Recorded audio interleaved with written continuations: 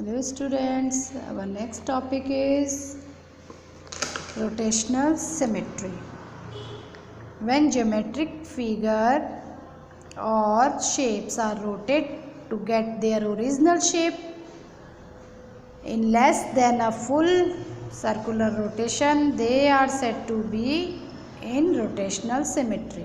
यानी जब कोई भी ज्योमेट्रिक फिगर जो एक सर्कुलर रोटेशन में पूरे 360 डिग्री के एंगल से जब पूरे घूम जाते हैं तो उसे हम रोटेशनल सिमेट्री कहते हैं. Here are some figures and how they look while rotating in different angles. अलग अलग एंगल्स में किस तरह से रोटेट होते हैं.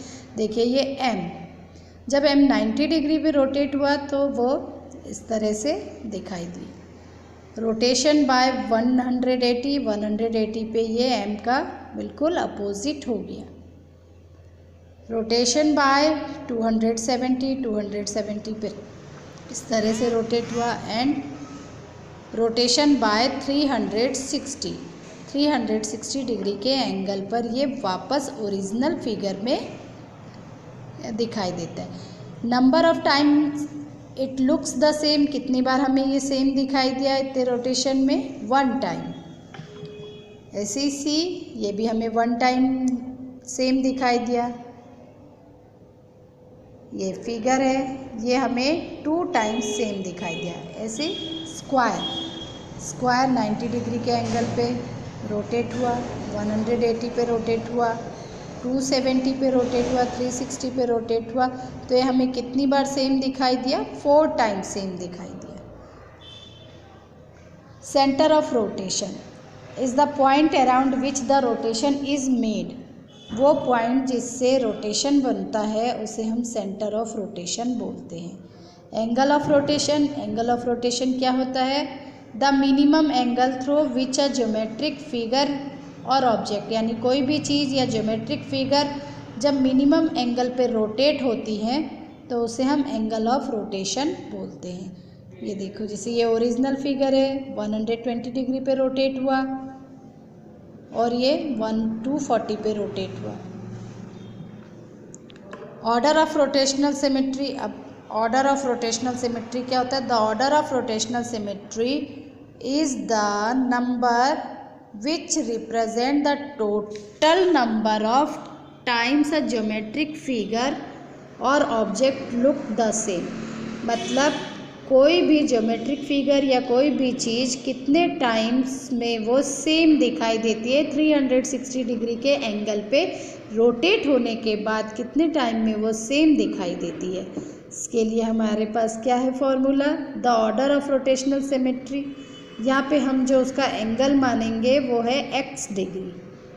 और ऑर्डर ऑफ रोटेशनल सिमेट्रीज, क्योंकि 360 डिग्री के एंगल पे रोटेट होना है इसलिए 360 डिवाइड x डिग्री.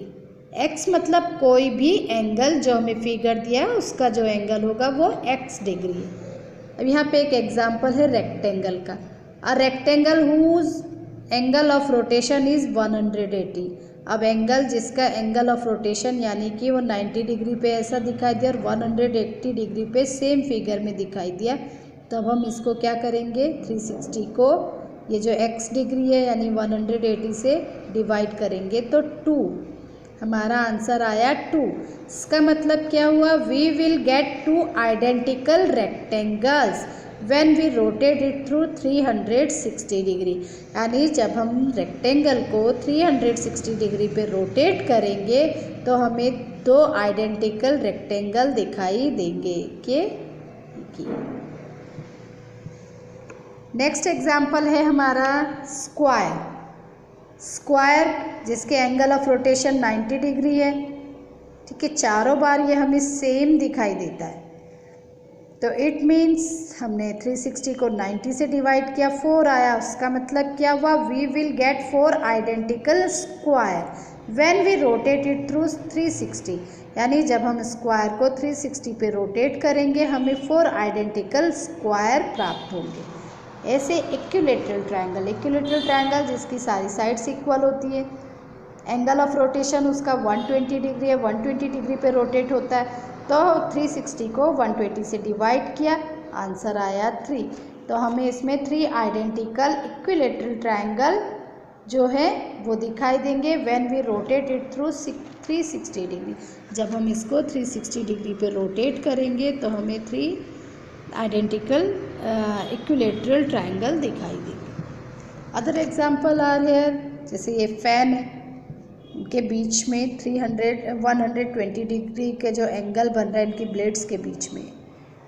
अब इस कितनी बार ये होगा, हम इसका ऑर्डर ऑफ रोटेशन निकालेंगे। तो order of rotation equal to n equal to 360 degree by 120, जो ये इसकी ब्लेड्स के बीच में एंगल बने थे।